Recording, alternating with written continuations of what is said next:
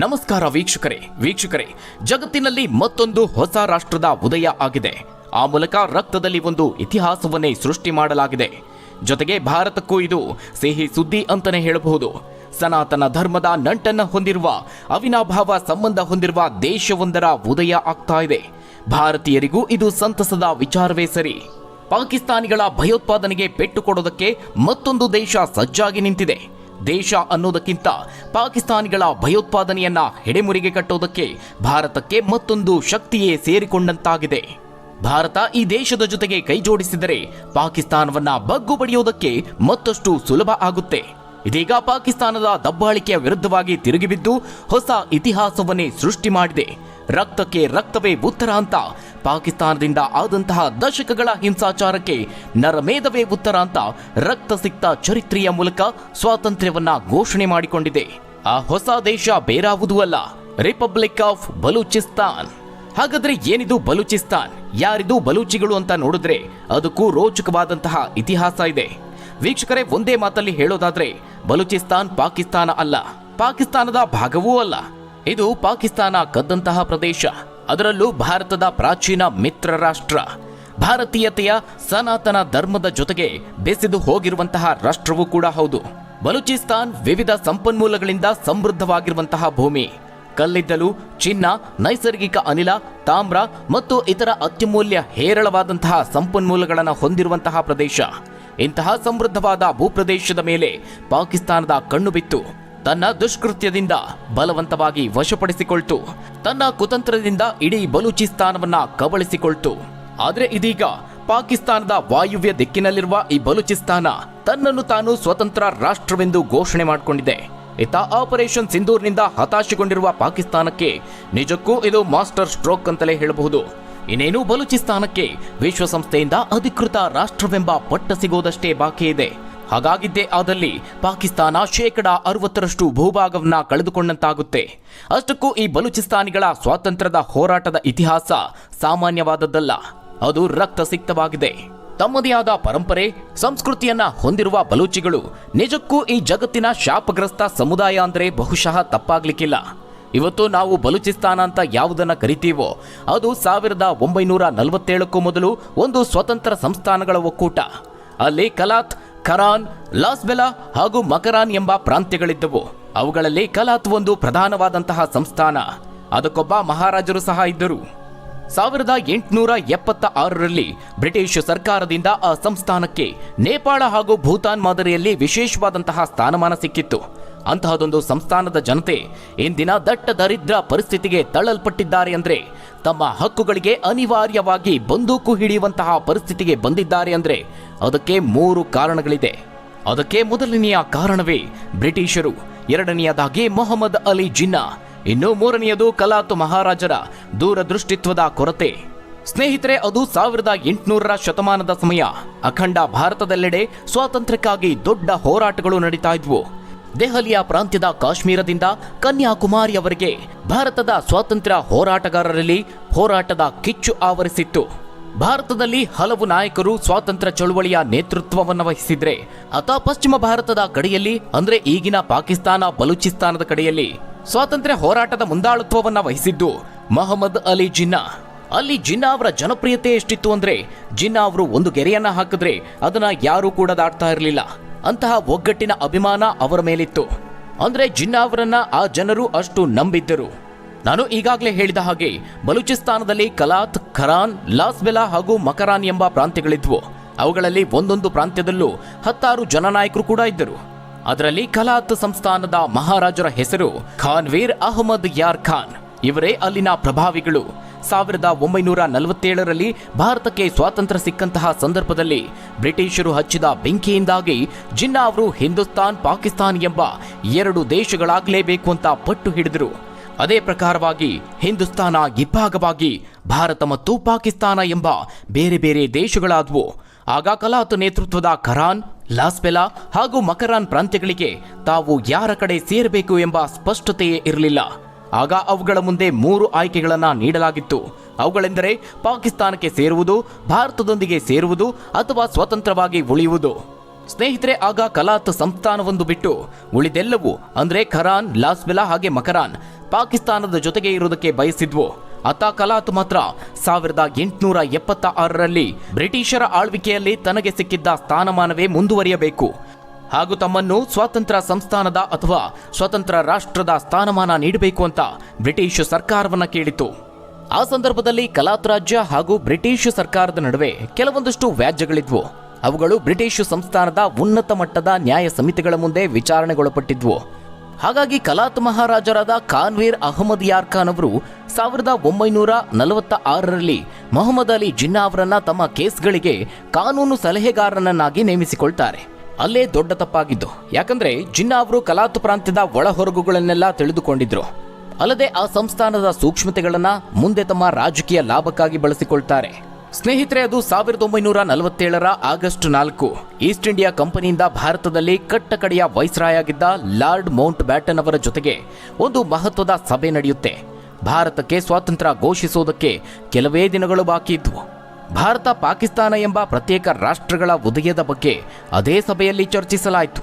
ಆ ಒಂದು ಸಭೆಗೆ ಬಲೂಚಿಸ್ತಾನದ ಕಲಾತ್ ಪ್ರಾಂತ್ಯದ ಮಹಾರಾಜರಾದ ಖಾನ್ವೀರ್ ಅಹಮದ್ ಯಾರ್ ಖಾನ್ ಅವರಿಗೂ ಆಮಂತ್ರಣವನ್ನ ನೀಡಲಾಗಿತ್ತು. ಆ ಸಭೆಯಲ್ಲಿ ಪಾಲ್ಗೊಂಡಂತಹ ಇತರ ಪ್ರಮುಖರಂದ್ರೆ ವೈಸ್ರಾಯ್ ಆಗಿದ್ದ Lord Mountbatten, Mohammad Ali Jinnah, Jawaharlal Nehru. ಇದೇ ಸಭೆಯಲ್ಲಿ ಕಲಾತ್ ಮಹಾರಾಜರು ತಾವು ಸ್ವತಂತ್ರ ಸಂಸ್ಥಾನವಾಗಿ ಮುಂದುವರಿಯುತ್ತೇವೆ, ತಮಗೆ ಪ್ರತ್ಯೇಕ ರಾಷ್ಟ್ರದ ಸ್ಥಾನಮಾನವನ್ನು ನೀಡಬೇಕು, ನಾವು ಪಾಕಿಸ್ತಾನ ಹಾಗೂ ಭಾರತದ ಜೊತೆಗೆ ಸ್ನೇಹ ಸೌಹಾರ್ದದಿಂದ ಇರ್ತೇವೆ ಅಂತ ಸ್ಪಷ್ಟವಾಗಿ ಹೇಳಿದ್ರು. ಅವರ ಮಾತಿಗೆ ಬೆಂಬಲವನ್ನು ವ್ಯಕ್ತಪಡಿಸಿದ ಜಿನ್ನಾ ಅವರು ಕೂಡ ಹೌದೌದು, ಕಲಾತ್ ಸಂಸ್ಥಾನ ಸ್ವತಂತ್ರವಾಗಿ ಇರಬೇಕು, ಅದೇ ಸರಿ ಅಂತ ಹೇಳ್ತಾರೆ. ಸಭೆಯ ನೇತೃತ್ವ ವಹಿಸಿದ್ದ ಲಾರ್ಡ್ ಮೌಂಟ್ ಬ್ಯಾಟನ್ ಅವರು ಇದಕ್ಕೆ ಒಪ್ಪಿಗೆ ಸೂಚಿಸುತ್ತಾರೆ. ಈ ಸಭೆಯ ನಿರ್ಧಾರಗಳು ಕಡತಕ್ಕೆ ಸೇರಿಕೊಂಡು ಒಪ್ಪಂದವಾಗಿ ಮಾರ್ಪಟ್ಟವು. ಆ ಸಭೆಯಲ್ಲಿ ಆದಂತಹ ಒಪ್ಪಂದದ ಪ್ರಕಾರ 1947ರ ಆಗಸ್ಟ್ 5ರಿಂದಲೇ ಕಲಾತ್ ರಾಜ್ಯ ಒಂದು ಸ್ವತಂತ್ರ ಸಂಸ್ಥಾನವಾಗಿ ಉಳಿಯಬೇಕು ಅಂತ ತೀರ್ಮಾನಿಸಲಾಯಿತು. ಜೊತೆಗೆ ಪಾಕಿಸ್ತಾನ ಸೇರೋದಕ್ಕೆ ಬಯಸಿದ್ದ ಕರಾನ್, ಲಾಸ್ಬೆಲಾ ಪ್ರಾಂತ್ಯಗಳನ್ನು ಕಲಾತ್ ಸಂಸ್ಥಾನದ ಜೊತೆಗೆ ವಿಲೀನಗೊಳಿಸಿ ಕಲಾತ್, ಕರಾನ್ ಹಾಗೆ ಲಾಸ್ಬೆಲಾ ಈ 3 ಪ್ರಾಂತ್ಯಗಳನ್ನು ಸೇರಿ ಬಲೂಚಿಸ್ತಾನ್ ಅಂತ ಕರಿಬೇಕು ಅಂತ ಒಪ್ಪಂದದ ಕರಡಿನಲ್ಲಿ ಸೇರಿಸಲಾಯಿತು. ಅದರ ಬೆನ್ನಲ್ಲೇ 1947ರ ಆಗಸ್ಟ್ 11ರಂದು ಈ ಒಪ್ಪಂದದ ಅಂತಿಮ ಪ್ರತಿಗೆ ಕಲಾತ್ ಮಹಾರಾಜ ಜಿನ್ನಾ ನೇತೃತ್ವದ ಮುಸ್ಲಿಂ ಲೀಗ್ ಪಕ್ಷದ ನಾಯಕರು ಹಾಗೆ ಲಾರ್ಡ್ ಮೌಂಟ್ ಬ್ಯಾಟನ್ ಅವರು ಸಹಿ ಹಾಕಿದ್ರು.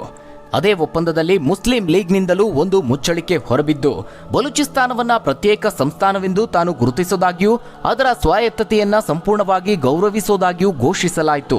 ಸ್ನೇಹಿತರೆ, ನಮ್ಮ ಭಾರತದ ರೀತಿಯಲ್ಲೇ ಅವರು ಸಹ ಅದೇ ಸಂದರ್ಭದಲ್ಲಿ ಸ್ವಾತಂತ್ರ್ಯವನ್ನ ಘೋಷಣೆ ಮಾಡಿಕೊಂಡ್ರು, ಸ್ವಾತಂತ್ರ್ಯೋತ್ಸವವನ್ನ ಆಚರಿಸಿದ್ರು. 1947 ಆಗಸ್ಟ್ 15ರಂದು ಭಾರತದಾದ್ಯಂತ ಸ್ವಾತಂತ್ರ್ಯೋತ್ಸವ ಆಚರಿಸಲಾಯಿತು. ಅದೇ ದಿನವೇ ಬಲೂಚಿಸ್ತಾನ್ ಸ್ವಾತಂತ್ರ್ಯೋತ್ಸವ ಆಚರಿಸಲಾಯಿತು. ಅಲ್ಲಿಯೂ ಅಲ್ಲಿನ ಸಾಂಪ್ರದಾಯಿಕ ಧ್ವಜವನ್ನ ಹಾರಿಸಲಾಯಿತು. ಜನರಿಗೆಲ್ಲ ಸಿಹಿ ಹಂಚಲಾಯಿತು.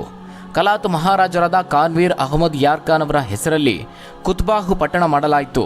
ಅದಾದ ಬಳಿಕ 19ನೇ ಶತಮಾನದಲ್ಲಿ ತನ್ನಿಂದ ಬ್ರಿಟಿಷರು ಕಿತ್ಕೊಂಡು ಪಾಕಿಸ್ತಾನದ ಸುಪರ್ದಿಗೆ ಕೊಟ್ಟಿದ್ದ ಎಲ್ಲಾ ಭೂಭಾಗಗಳನ್ನ ಹಿಂಪಡೆಯುವಂತೆ ಕಲಾತ್ ಮಹಾರಾಜ ಆಗಿನ ಕಡೆಯ ವೈಸ್ರಾಯ್ ಆಗಿದ್ದ ಲಾರ್ಡ್ ಮೌಂಟ್ ಬ್ಯಾಟನ್ ಅವರಿಗೆ ಪತ್ರಗಳನ್ನು ಬರೆದರು. ಒಂದು ಪತ್ರಕ್ಕೆ ಉತ್ತರ ಸಿಗದಿದ್ದಾಗ ಮೇಲಿಂದ ಮೇಲೆ ಪತ್ರಗಳನ್ನು ಬರೆದು ಒತ್ತಾಯಿಸಿದ್ರು. ಆದರೆ ಅದ್ಯಾವುದಕ್ಕೂ ಮೌಂಟ್ ಬ್ಯಾಟನ್ ಉತ್ತರಿಸಲಿಲ್ಲ. ಹಾಗೆ ಉತ್ತರ ನೀಡದೇ ಇರುವುದಕ್ಕೆ ಕಾರಣ ಮೊಹಮ್ಮದ್ ಅಲಿ ಜಿನ್ನಾ ಅವರು ಮೌಂಟ್ ಬ್ಯಾಟನ್ ಜೊತೆಗೆ ಸೇರಿಕೊಂಡು ಬಲೂಚಿಸ್ತಾನವನ್ನ ಹೇಗಾದ್ರೂ ಮಾಡಿ ಪಾಕಿಸ್ತಾನದೊಳಕ್ಕೆ ಸೇರಿಸಿಕೊಳ್ಬೇಕು ಅನ್ನೋ ಪ್ರಯತ್ನವನ್ನ ಆರಂಭಿಸಿದ್ರು. ಇನ್ನು ಬಲೂಚಿಸ್ತಾನವನ್ನ ರಾಜಕೀಯ ತಂತ್ರಗಾರಿಕೆಗಳ ಮೂಲಕ ಪಾಕಿಸ್ತಾನಕ್ಕೆ ಸೇರಿಸೋದಕ್ಕೆ ಲಾರ್ಡ್ ಮೌಂಟ್ ಬ್ಯಾಟನ್ ಹಾಗೆ ಜಿನ್ನಾ ಅವರು ಸೇರಿ ಇಬ್ಬರು ಉಪಾಯವನ್ನ ಹೂಡ್ತಾರೆ. ತನ್ನ ಪ್ರಾಂತ್ಯಗಳನ್ನ ತನಗೆ ಹಿಂತಿರುಗಿಸಿ ಅಂತ ಬಲೂಚಿಸ್ತಾನದ ರಾಜ ಮೌಂಟ್ ಬ್ಯಾಟನ್ಗೆ ಬರೆದಿದ್ದ ಪತ್ರಗಳಿಗೆ ಮೌಂಟ್ ಬ್ಯಾಟನ್ ಉತ್ತರಿಸಲೇ ಇಲ್ಲ. ಅದಕ್ಕೆ ಬದಲು 1947ರ ಸೆಪ್ಟೆಂಬರ್ 12ರಂದು ಕಲಾತ್ ಸಂಸ್ಥಾನದ ಮಹಾರಾಜರಿಗೆ ನೋಟಿಸ್ ಜಾರಿಗೊಳಿಸಿದ ಬ್ಯಾಟನ್, ನೀವು ಸ್ವತಂತ್ರ ಸ್ಥಾನಮಾನವನ್ನ ಗಳಿಸಿದ್ದೀರಾ, ಆದರೂ ನಿಮಗೆ ಯಾವುದೇ ಅಂತಾರಾಷ್ಟ್ರೀಯ ಗಡಿ ಅನ್ನೋದನ್ನು ವಿಧಿಸಲಾಗಿಲ್ಲ. ಹಾಗಾಗಿ ನಿಮ್ಮನ್ನ ಅಂತಾರಾಷ್ಟ್ರೀಯ ಮಟ್ಟದಲ್ಲಿ ಒಂದು ದೇಶವೆಂದು ಗುರುತಿಸೋದಕ್ಕೆ ಸಾಧ್ಯ ಇಲ್ಲ ಅಂತ ಹೇಳಿದ್ರು. ಇದರಿಂದ ಮಹಾರಾಜರಿಗೆ ಭಾರಿ ದೊಡ್ಡ ನಿರಾಸೆಯಾಯಿತು. ಸ್ನೇಹಿತರೆ, ಅದೊಂದು ದಿನ ಪಾಕಿಸ್ತಾನದ ಬಳಿಗೆ ಹೋಗಿ ತಮ್ಮ ಕಡೆಯಿಂದ ಹಂಚಿ ಹೋಗಿರುವ ಭೂಭಾಗಗಳನ್ನ ಮರಳಿ ಕೊಡುವಂತೆ ಕೇಳೋಣ ಅಂತ ನಿಶ್ಚಯಿಸಿದಂತಹ ಕಲಾತ್ ಮಹಾರಾಜರು 1949ರಲ್ಲಿ ಪಾಕಿಸ್ತಾನಕ್ಕೆ ಹೋಗ್ತಾರೆ. ಆಗ ಕರಾಚಿಯಲ್ಲಿರುವ ಬಲೂಚಿಸ್ತಾನದ ಜನರು ತಮ್ಮ ಮಹಾರಾಜ ಬಂದಿದ್ದಾರೆ ಅಂತ ಸಾವಿರಾರು ಸಂಖ್ಯೆಯಲ್ಲಿ ಜಮಾಯಿಸಿ ಅವರಿಗೆ ಸ್ವಾಗತವನ್ನು ಕೋರಿದ್ರು. ಆದರೆ ನೆರೆಯ ರಾಷ್ಟ್ರದ ಮಹಾರಾಜ ಬಂದಾಗ ಸ್ವಾಗತಿಸೋದಕ್ಕೆ ಇರಬೇಕಾಗಿದ್ದ ಶಿಷ್ಟಾಚಾರವನ್ನ ಪಾಕಿಸ್ತಾನ ಸರ್ಕಾರ ಪಾಲಿಸಲಿಲ್ಲ. ಕಿಂಗ್ ಆಫ್ ಕಲಾತ್ ಬಂದಾಗ ಅವರ ಸ್ವಾಗತಕ್ಕೆ ಪಾಕಿಸ್ತಾನದ PM ಅಥವಾ ಅವರ ಸಂಪುಟದ ಸಚಿವರಾಗ್ಲಿ ಅಥವಾ ಅವರ ಸರ್ಕಾರದ ಯಾವುದೇ ಹಿರಿಯ ಅಧಿಕಾರಿಯಾಗ್ಲಿ ಬರಲಿಲ್ಲ. ಆದರೂ ಬೇಸರ ಮಾಡಿಕೊಳ್ಳದಂತಹ ಮಹಾರಾಜರು ಜಿನ್ನಾ ಅವರನ್ನ ಭೇಟಿ ಮಾಡಿ ಮಾತುಕತೆ ನಡೆಸಿದ್ರು. ಆಗ ಮಹಾರಾಜರು ತಮ್ಮ ಭೂಭಾಗವನ್ನ ಮರಳಿ ನೀಡುವಂತೆ ಕೋರಿದಾಗ ಜಿನ್ನಾ ಅವರು ನೀವೇ ಪಾಕಿಸ್ತಾನದೊಂದಿಗೆ ವಿಲೀನವಾಗ್ಬಿಡಿ ಅಂತ ಎದುರು ಬೇಡಿಕೆಯನ್ನಿಡ್ತಾರೆ. ಅದಕ್ಕೆ ಕಲಾತ್ ಮಹಾರಾಜರು ಒಪ್ಪಲಿಲ್ಲ. ಆದರೂ ಜಿನ್ನಾ ಅವರು ತುಂಬಾ ಒತ್ತಾಯ ಮಾಡ್ತಾರೆ. ಆಗ ನಮ್ಮ ರಾಜ್ಯದ ಜನರನ್ನ ಒಂದು ಮಾತು ಕೇಳಿ ಆನಂತರ ತಿಳಿಸ್ತೇನೆ ಅಂತ ಹೇಳಿ ಅಲ್ಲಿಂದ ಹೊರಟು ಹೋಗ್ತಾರೆ ಬಲೂಚಿಸ್ತಾನ್ ಮಹಾರಾಜರು. ಅತ್ತ ಬಲೂಚಿಸ್ತಾನಕ್ಕೆ ಹಿಂದಿರುಗಿದಂತಹ ಕಲಾತ್ ಮಹಾರಾಜರು ತಮ್ಮ ಸಂಸತ್ತಿನಲ್ಲಿ ಪಾಕಿಸ್ತಾನದೊಂದಿಗೆ ಸೇರಿಕೊಳ್ಳಬೇಕೇ ಎಂಬ ಪ್ರಸ್ತಾವನೆಯನ್ನ ತಮ್ಮ ಸಂಸತ್ತಿನಲ್ಲಿ ಅಭಿಪ್ರಾಯ ಸಂಗ್ರಹಣೆಗಾಗಿ ಮಂಡಿಸ್ತಾರೆ. ಆಗ ಅಲ್ಲಿನ ಸಂಸತ್ತಿನ ಮೇಲ್ಮನೆ ಹಾಗೂ ಕೆಳಮನೆಯಲ್ಲಿ ಈ ಪ್ರಸ್ತಾವನೆಗೆ ತೀವ್ರವಾದಂತಹ ವಿರೋಧ ವ್ಯಕ್ತವಾಗುತ್ತೆ. ಬಲೂಚಿಸ್ತಾನದ ಸಂಸತ್ತಿನಲ್ಲಿ ಹೀಗಾದ್ರೆ ಅತ್ತ ಪಾಕಿಸ್ತಾನದ ಕಡೆಯಿಂದ ತಮ್ಮಲ್ಲಿ ವಿಲೀನವಾಗುವಂತೆ ಪದೇ ಪದೇ ಒತ್ತಡ ಬರುತ್ತಲೇ ಇತ್ತು. ತಮ್ಮ ಮಾತು ಕೇಳದೇ ಇದ್ದಾಗ ಪಾಕಿಸ್ತಾನಕ್ಕೆ ಸೇರಿಕೊಳ್ಳದೇ ಇದ್ರೆ ಬಲೂಚಿಸ್ತಾನದ ಮೇಲೆ ಸೇನಾ ದಾಳಿ ನಡೆಸೋದಾಗಿ ಪಾಕಿಸ್ತಾನ ಬೆದರಿಕೆಯನ್ನೊಡ್ಡುತ್ತೆ. ಪಾಕಿಸ್ತಾನದ ಈ ಬೆದರಿಕೆಯಿಂದ ಸಿಟ್ಟಿಗೆದ್ದಂತಹ ಕಲಾತ್ ಮಹಾರಾಜರು ಕೂಡಲೇ ತಮ್ಮ ಸೇನಾ ದಂಡನಾಯಕರಾದ ಜನರಲ್ ಪರ್ವೇಜ್ ಅವರಿಗೆ ಮದ್ದುಗುಂಡುಗಳನ್ನ ಸೈನಿಕರನ್ನ ಯುದ್ಧಕ್ಕಾಗಿ ಸಿದ್ಧಗೊಳಿಸುವಂತೆ ಸೂಚನೆ ನೀಡಿದ್ರು. ಆದರೆ ಅವರ ಬಳಿ ಪಾಕಿಸ್ತಾನವನ್ನ ಬಗ್ಗುಬಡಿಯೋದಕ್ಕೆ ಬೇಕಾದಷ್ಟು ಶಸ್ತ್ರಾಸ್ತ್ರಗಳು ಇರಲಿಲ್ಲ. ಯುದ್ಧಕ್ಕೆ ಸಿದ್ಧವಾದರೂ ಕೂಡ ಶಸ್ತ್ರಾಸ್ತ್ರಗಳು ಕಡಿಮೆ ಪ್ರಮಾಣದಲ್ಲಿದ್ವು. ಕೂಡಲೇ ಲಂಡನ್ನಲ್ಲಿರುವ ಕಾಮನ್ವೆಲ್ತ್ ಕಚೇರಿಯನ್ನ ಸಂಪರ್ಕಿಸಿ ಶಸ್ತ್ರಾಸ್ತ್ರಗಳ ಸಹಾಯ ಮಾಡುವಂತೆ ಬಲೂಚ್ ಮಹಾರಾಜರು ಕೇಳಿಕೊಳ್ತಾರೆ. ಆದರೆ ಅದಕ್ಕೆ ಕಾಮನ್ವೆಲ್ತ್ ಕಚೇರಿಯೂ ಕೂಡ ಒಪ್ಪಲಿಲ್ಲ. ಯಾಕಂದ್ರೆ ಆಗ ಕಾಮನ್ವೆಲ್ತ್ ಕಚೇರಿಯು ಬ್ರಿಟಿಷರ ಪ್ರಭಾವದಲ್ಲಿತ್ತು. ನೀವು ಪಾಕಿಸ್ತಾನದ ಒಪ್ಪಿಗೆ ತಂದರೆ ಮಾತ್ರ ನಿಮಗೆ ಶಸ್ತ್ರಾಸ್ತ್ರ ಪೂರೈಸ್ತೇವೆ ಅಂತ ಕಾಮನ್ವೆಲ್ತ್ ಅಧಿಕಾರಿಗಳು ಹೇಳಿದ್ರು. ಯುದ್ಧ ಮಾಡೋದಕ್ಕೆ ಸಿದ್ಧವಾಗ್ತಿರೋದೇ ಪಾಕಿಸ್ತಾನದ ವಿರುದ್ಧ. ಹಾಗಿರುವಾಗ ಅವರಿಂದಲೇ ಶಸ್ತ್ರಾಸ್ತ್ರಗಳಿಗೆ ಒಪ್ಪಿಗೆ ತರಲು ಸಾಧ್ಯವೇ ಅಂತ ಕಲಾತ್ ಮಹಾರಾಜರು ಒಂದೊಮ್ಮೆ ನಿಟ್ಟುಸಿರುಬಿಟ್ಟು ಸುಮ್ಮನಾದರು. ಅತ್ತ ಜಿನ್ನಾ ಅವರು 1949 ಮಾರ್ಚ್ 18ರಂದು ಬಲೂಚಿಸ್ತಾನದ ಪ್ರಾಂತ್ಯಗಳಾಗಿದ್ದ ಖರಾನ್, ಲಾಸ್ಬೆಲಾ ಹಾಗೂ ಮಕೆರಾನ್ ಪ್ರಾಂತ್ಯಗಳು ಪಾಕಿಸ್ತಾನದ ಭಾಗಗಳು ಅಂತ ಘೋಷಣೆ ಮಾಡ್ತಾರೆ. ಆಗ ಕಲಾತ್ ಮಹಾರಾಜರು ಅನಿವಾರ್ಯವಾಗಿ ಅಸಹಾಯಕರಾಗಲೇಬೇಕಾಗುತ್ತೆ. ಅವರ ಜಂಘಾಬಲವೇ ಉಡುಗಿ ಹೋದಂತಾಗುತ್ತೆ. ಆದರೂ ಛಲಬಿಡದ ಕಲಾತ್ ಮಹಾರಾಜರು 1948 ಮಾರ್ಚ್ 27ರಂದು ಭಾರತದ ಸೇನಾ ಸಹಾಯವನ್ನು ಕೋರ್ತಾರೆ. ಆದರೆ ಆಗಿನ್ನೂ ಭಾರತ ವಿಭಜನೆಯ ನಂತರದ ಮತೀಯ ಗಲಭೆಗಳು, ಗಾಂಧಿ ಹಾಗೆ ಗೋಡ್ಸೆ ಅವರ ನಡುವಿನ ಸಂಘರ್ಷ ಮುಂತಾದ ಘಟನೆಗಳಿಂದ ಜರ್ಜರಿತವಾಗಿತ್ತು. ಮತ್ತೊಂದೆಡೆ ಭಾರತದ ಸಂವಿಧಾನ ರಚನೆ, ಭಾರತದಲ್ಲಿರುವ ರಾಜ ಸಂಸ್ಥಾನಗಳನ್ನು ಭಾರತಕ್ಕೆ ಸೇರ್ಪಡೆಗೊಳಿಸುವ ಕೆಲಸಗಳಿಗೂ ಕೈ ಹಾಕಿತ್ತು. ಅಂತಹ ಸಂದರ್ಭದಲ್ಲಿ ಭಾರತ ಕಲಾತ್ ಮಹಾರಾಜರಿಗೆ ಸಹಾಯ ಮಾಡುವಂತಹ ಸ್ಥಿತಿಯಲ್ಲಿರಲಿಲ್ಲ. ಭಾರತದಿಂದ ಅವರಿಗೆ ಸಹಾಯ ಸಿಕ್ಕಲ್ಲ ಅಂತ ಯಾವಾಗ ಪಾಕಿಸ್ತಾನಕ್ಕೆ ಗೊತ್ತಾಯ್ತೋ ಕೂಡಲೇ ಜಿನ್ನಾ ತನ್ನ ಬುದ್ಧಿಯನ್ನು ತೋರಿಸೋದಕ್ಕೆ ಶುರು ಮಾಡ್ತಾರೆ. ಯಾವುದೇ ತಡ ಮಾಡದೆ ಕಲಾತ್ ಪ್ರಾಂತ್ಯಕ್ಕೆ ತನ್ನ ಸೇನೆಯನ್ನು ನುಗ್ಗಿಸ್ತಾರೆ. ಕಲಾತ್ ಮಹಾರಾಜರು ಅನಿವಾರ್ಯವಾಗಿ ಶರಣಾಗಬೇಕಾಯಿತು. ತಮ್ಮ ಪ್ರಾಂತ್ಯವನ್ನ ಪಾಕಿಸ್ತಾನದೊಂದಿಗೆ ವಿಲೀನಗೊಳಿಸುವ ಒಪ್ಪಂದಕ್ಕೆ ಜಿನ್ನಾ ಸಮ್ಮುಖದಲ್ಲಿ ಸಹಿ ಹಾಕಬೇಕಾಯಿತು. ಅಲ್ಲಿಗೆ 227 ದಿನಗಳಷ್ಟೇ ಒಂದು ಸ್ವತಂತ್ರ ರಾಷ್ಟ್ರವಾಗಿ ಭೂಪಟದಲ್ಲಿ ಮೆರೆದಿದ್ದ ಬಲೂಚಿಸ್ತಾನ ತನ್ನ ಅಮೂಲ್ಯವಾದ ಸ್ವಾತಂತ್ರ್ಯವನ್ನ ಕಳೆದುಕೊಂಡು ಪಾಕಿಸ್ತಾನಕ್ಕೆ ಸೇರ್ಪಡೆಯಾಯಿತು. ಸ್ನೇಹಿತರೆ, ಪಾಕಿಸ್ತಾನದೊಂದಿಗೆ ಸೇರಿ 75 ವರ್ಷಗಳೇ ಆದರೂ ಬಲೂಚಿಸ್ತಾನದಲ್ಲಿ ಯಾವುದೇ ಅಭಿವೃದ್ಧಿ ಆಗಿಲ್ಲ. ಅದರ ಭೂಭಾಗವನ್ನ ಚೀನಾದ ಸಿಲ್ಕ್ ರೂಟ್ ಯೋಜನೆಗೆ ಪಾಕಿಸ್ತಾನ ಸರ್ಕಾರ ಒಳಪಡಿಸಿದೆ. 1947ರಿಂದಲೂ ತಮ್ಮ ಸ್ವಾತಂತ್ರ್ಯಕ್ಕಾಗಿ ಹೋರಾಡ್ತಿರುವಂತಹ ಬಲೂಚಿಗಳಿಗೆ ಇದು ನುಂಗಲಾರದ ತುತ್ತಾಗಿದೆ. ಆದ್ದರಿಂದಲೇ ಅವರು ಪಾಕಿಸ್ತಾನದ ವಿರುದ್ಧ ರಕ್ತದ ಹಾದಿಯನ್ನು ತುಳಿದಿದ್ದಾರೆ. ಅದು ಈಗ ತಮ್ಮನ್ನು ತಾವು ಸ್ವತಂತ್ರ ರಾಷ್ಟ್ರವೆಂದು ಘೋಷಿಸಿಕೊಳ್ಳುವಷ್ಟರ ಮಟ್ಟಿಗೆ ತಂದು ನಿಲ್ಲಿಸಿದೆ. ಸದ್ಯ ಪಾಕಿಸ್ತಾನಕ್ಕೆ 3 ದಿಕ್ಕುಗಳಲ್ಲಿ ಸಂಕಷ್ಟ ಆವರಿಸಿದೆ. ಒಂದು, ಭಾರತ ಆಪರೇಷನ್ ಸಿಂಧೂರ್ ಮೂಲಕವಾಗಿ ಬಿಸಿ ಮುಟ್ಟಿಸಿದೆ. ಅತ್ತ ಬಲೂಚಿಸ್ತಾನದ ಸ್ವಾತಂತ್ರ್ಯಕ್ಕಾಗಿ ಹೋರಾಡ್ತಿರುವಂತಹ ಬಲೂಚಿಸ್ತಾನ್ ಲಿಬರೇಷನ್ ಆರ್ಮಿಯ ಕಾಟ ಕೂಡ ಇದೆ. ಮತ್ತೊಂದು ಕಡೆ ಪಾಕಿಸ್ತಾನದ ಆಂತರ್ಯದಲ್ಲಿದ್ದುಕೊಂಡೇ ತಹ್ರೀಕ್ ಎ ತಾಲಿಬಾನ್ ಪಾಕಿಸ್ತಾನ್ ಅನ್ನುವ ಉಗ್ರವಾದಿ ಸಂಘಟನೆ ಪಾಕಿಸ್ತಾನದಲ್ಲಿ ಸರಣಿ ಬಾಂಬ್ ಸ್ಫೋಟಗಳನ್ನು ನಡೆಸ್ತಾ ಇದೆ. ಒಟ್ಟಿನಲ್ಲಿ ತಾನೇ ಮಾಡಿಕೊಂಡ ಷಡ್ಯಂತ್ರಕ್ಕೆ ಪಾಕಿಸ್ತಾನ ಒಳಗಾಗಿದೆ. ಇದಲ್ಲದೆ ಇತ್ತೀಚೆಗೆ ಬಲೂಚಿಸ್ತಾನ್ ಲಿಬರೇಷನ್ ಆರ್ಮಿ ಭಾರತದ ಪಾಕಿಸ್ತಾನ ವಿರುದ್ಧದ ಯುದ್ಧಕ್ಕೆ ಕೈಜೋಡಿಸೋದಾಗಿ ಆಫರ್ ಕೊಟ್ಟಿದೆ. ಪ್ರಧಾನಿ ನರೇಂದ್ರ ಮೋದಿಯವರಿಗೂ ಬಹಿರಂಗವಾಗಿ ಸಂದೇಶವನ್ನು ಕಳುಹಿಸಿಕೊಟ್ಟಿದೆ. ಪಾಕ್ ಆಕ್ರಮಿತ ಕಾಶ್ಮೀರವನ್ನ ಪಾಕಿಸ್ತಾನದ ಕಬ್ಜಾದಿಂದ ಬಿಡಿಸೋದಕ್ಕೆ ತಾವು ಸಹಾಯ ಮಾಡೋದಾಗಿಯೂ ಹೇಳಿದೆ. ಆದರೆ ಭಾರತ ಈವರೆಗೆ ಈ ರೀತಿಯಾಗಿ ಮಧ್ಯವರ್ತಿಗಳ ಸಹಾಯವನ್ನ ಯಾವತ್ತೂ ಪಡೆದಿಲ್ಲ, ಮುಂದೆಯೂ ಮಾಡೋದಿಲ್ಲ. ಆದರೆ ಈಗ ಸನ್ನಿವೇಶವೆಲ್ಲವೂ ಬದಲಾಗಿದೆ. ಇಂತಹ ಬದಲಾದ ಸಂದರ್ಭದಲ್ಲಿ ಬಲೂಚಿಸ್ತಾನ್ ಲಿಬರೇಷನ್ ಆರ್ಮಿಗೆ ನೈತಿಕ ಬೆಂಬಲ ನೀಡಿದ್ರೂ ಅದರಲ್ಲಿ ಅಚ್ಚರಿಯೇನಿಲ್ಲ. ಇನ್ನು ಬಲೂಚಿಸ್ತಾನ್ನ ಸ್ವಾತಂತ್ರ್ಯ ಹೋರಾಟದ ನೇತೃತ್ವವನ್ನು ವಹಿಸಿರುವಂತಹ ಲೇಖಕರೂ ಆಗಿರುವಂತಹ ಮೀರ್ ಯಾರ್ ಬಲೂಚ್ ಅವರು ಸ್ವಾತಂತ್ರ್ಯ ಘೋಷಣೆ ಮಾಡಿದ್ದಲ್ಲದೆ ಭಾರತ ಸರ್ಕಾರವು ದೆಹಲಿಯಲ್ಲಿ ಬಲೂಚ್ ರಾಯಭಾರಿ ಕಚೇರಿಯನ್ನು ತೆರೆಯೋದಕ್ಕೆ ಅನುಮತಿ ನೀಡಬೇಕು ಅಂತ ಆಗ್ರಹಿಸಿದ್ದಾರೆ. ಇನ್ನು ವಿಶ್ವಸಂಸ್ಥೆಯು ಬಲೂಚಿಸ್ತಾನಕ್ಕೆ ಶಾಂತಿ ಪಾಲನಾ ಪಡೆಗಳನ್ನು ಕಳುಹಿಸಿಕೊಡಬೇಕು, ಹಾಗೆ ಪಾಕಿಸ್ತಾನದ ಸೈನ್ಯ ತಕ್ಷಣದಿಂದಲೇ ಬಲೂಚಿಸ್ತಾನದಿಂದ ಜಾಗ ಖಾಲಿ ಮಾಡಬೇಕು ಅಂತ ಒತ್ತಾಯಿಸಿದ್ದಾರೆ. ಅಂತಾರಾಷ್ಟ್ರೀಯ ಸಮುದಾಯಕ್ಕೂ ಮನವಿ ಮಾಡಿಕೊಂಡಿರುವ ಅವರು ವಿಶ್ವಸಂಸ್ಥೆಯು ಬಲೂಚಿಸ್ತಾನದ ಸ್ವಾತಂತ್ರ್ಯವನ್ನ ಗುರುತಿಸಬೇಕು, ಎಲ್ಲ ವಿಶ್ವಸಂಸ್ಥೆಯ ಸದಸ್ಯರು ನಮಗೆ ಬೆಂಬಲವನ್ನು ನೀಡಬೇಕು, ಕರೆನ್ಸಿ ಮತ್ತು ಪಾಸ್ಪೋರ್ಟ್ ಮುದ್ರಣಕ್ಕಾಗಿ $1 ಬಿಲಿಯನ್ ಹಣವನ್ನ ಬಿಡುಗಡೆ ಮಾಡಬೇಕು ಅಂತಲೂ ಒತ್ತಾಯಿಸಿದ್ದಾರೆ.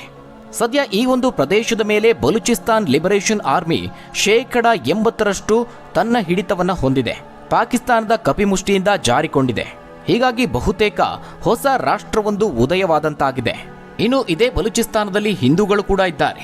ಇಲ್ಲಿ ಹಿಂದೂ ಸಮುದಾಯ ಬಹುದೊಡ್ಡ ಅಲ್ಪಸಂಖ್ಯಾತ ಸಮುದಾಯವಾಗಿ ಹೊರಹೊಮ್ಮಿದೆ. ವಿಶೇಷ ಅಂದ್ರೆ ಸೇವಾ ಎಂಬ ಹಿಂದೂ ಸಮುದಾಯವು ಹಲವು ಶತಮಾನಗಳ ಹಿಂದೆ ವಾಸ್ತವವಾಗಿ ಬಲೂಚಿಸ್ತಾನವನ್ನ ಆಳ್ತಾ ಇತ್ತು ಅನ್ನುವ ಉಲ್ಲೇಖವೂ ಸಹ ಇದೆ. ಇನ್ನು ಬಲೂಚಿಸ್ತಾನದ ಕಲಾತ್ನಲ್ಲಿ ಒಂದು ಕಾಳಿ ದೇವಾಲಯ ಸಹ ಇದೆ. ಅತ್ಯಂತ ಪುರಾತನವಾದಂತಹ ದೇವಾಲಯ ಇದು. ಈ ದೇವಾಲಯವನ್ನ ಈ ಸೇವಾ ರಾಜವಂಶದವರು ನಿರ್ಮಿಸಿರಬಹುದು ಅಂತ ಹೇಳಲಾಗಿದೆ. ಸದ್ಯ ಕಲಾತ್ನ ಹಿಂದೂಗಳು ಇದನ್ನ ನಿರ್ವಹಣೆ ಮಾಡ್ತಿದ್ದಾರೆ. ಇನ್ನು ಬಲೂಚಿಸ್ತಾನದ ಮಕರಾನ್ನ ಕರಾವಳಿಯಲ್ಲೂ ಮತ್ತೊಂದು ಹೆಚ್ಚು ಪೂಜಿಸಲ್ಪಡುವ ಹಿಂಗ್ಲಾಜ್ ಮಾತಾ ನಿಜವಾದ ಶಕ್ತಿಪೀಠ ಇದೆ. ಈ ಒಂದು ದೇವಾಲಯವನ್ನ ಸತ್ಯ ದೇಹದ ಭಾಗಗಳು ಬಿದ್ದಿವೆ ಎಂದು ಭಾವಿಸಲಾದ ಸ್ಥಳಗಳಲ್ಲಿ ಒಂದಂತ ಶಕ್ತಿಪೀಠವಾಗಿ ಪೂಜಿಸಲ್ಪಡ್ತಾ ಇದೆ. ಈ ಸ್ಥಳದ ವಿಶೇಷ ಅಂದ್ರೆ ಪಶ್ಚಿಮ ಭಾರತದ ಅನೇಕ ಸಮುದಾಯಗಳ ಕುಟುಂಬದ ಕುಲದೇವಿ ಇರುವಂತಹ ಸ್ಥಳ ಇದು. ಹೀಗಾಗಿ ಭಾರತೀಯರು ಸಹ ಈ ಒಂದು ಹಿಂಗ್ಲಾಜ್ ಮಾತಾ ದೇವಸ್ಥಾನಕ್ಕೆ ತೀರ್ಥಯಾತ್ರೆಯನ್ನ ಮಾಡಲು ಬಲೂಚಿಸ್ತಾನಕ್ಕೆ ಭೇಟಿ ನೀಡ್ತಾರೆ. ಹೀಗಾಗಿ ಬಲೂಚಿಸ್ತಾನ್ ಕೇವಲ ಒಂದು ದೇಶ ಮಾತ್ರ ಅಲ್ಲ, ಅದೊಂದು ಶಕ್ತಿ ಅಂತಾನೆ ಹೇಳ್ಬೋದು. ಯಾಕಂದ್ರೆ ಸನಾತನ ಧರ್ಮದ ಬೇರನ್ನ ಹೊಂದಿರುವಂತಹ ರಾಷ್ಟ್ರ ಅದು. ಹಾಗಾದ್ರೆ ವೀಕ್ಷಕರೇ, ಬಲೂಚಿಸ್ತಾನದ ಈ ಇತಿಹಾಸದ ಬಗ್ಗೆ ನೀವೇನಂತೀರಾ? ಅವರ ಈ ಸ್ವಾತಂತ್ರ್ಯ ಹೋರಾಟದ ಬಗ್ಗೆ ನಿಮ್ಮ ಅನಿಸಿಕೆ ಅಭಿಪ್ರಾಯವನ್ನ ಕಮೆಂಟ್ ಮೂಲಕವಾಗಿ ತಿಳಿಸಿ. ಧನ್ಯವಾದಗಳು ವೀಕ್ಷಕರೇ.